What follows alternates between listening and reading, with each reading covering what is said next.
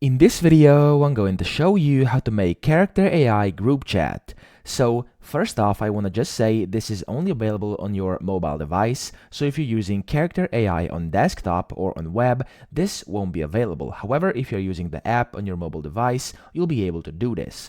So first, of course, download the app and then open it up, log in with your account, and then this is quite simple. Down below, it says create and there's this plus button. You want to click on that plus button where it says create, and then simply tap on group chat.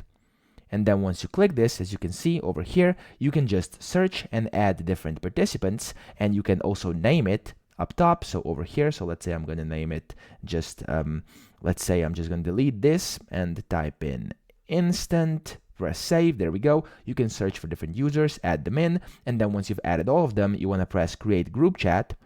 And just like this, you have successfully created a group chat. And you can invite friends by clicking invite friends over here, and then you can invite them via various methods, as you can see. So that's pretty much it. I hope this video helped you out, and if it did, please subscribe to the channel and help me out as well.